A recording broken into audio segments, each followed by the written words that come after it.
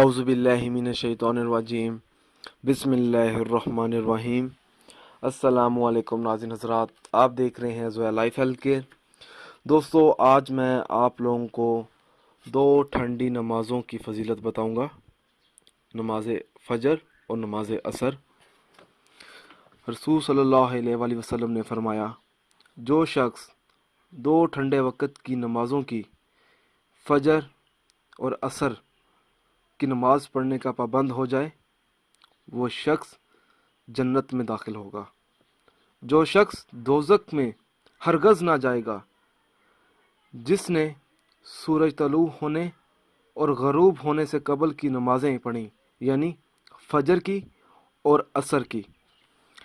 रसूल सल्लल्लाहु अलैहि वसल्लम ने फरमाया, जो शख्स फ़जर की नमाज़ पढ़ लेता है, वो अल्लाह ताला के हिफाजत में आ जाता है। जो शख्स सुबह के वक़्त और शाम के वक़्त मस्जिद में बैठने से या मस्जिद में बैठता है, तो अल्लाह ताला की तरफ से जन्नत में इसके लिए मेहमानी की जाएगी। सुबह जाए या वो शख्स शाम को जाए।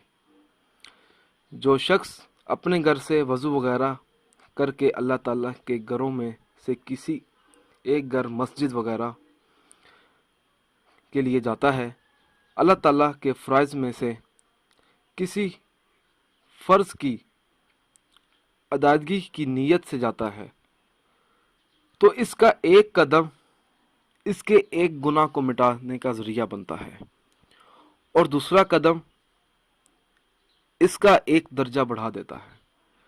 दोस्तों, अगर आपको हमारी ये वीडियो पसंद आई है तो इसको लाइक कीजिए और शेयर कीजिए।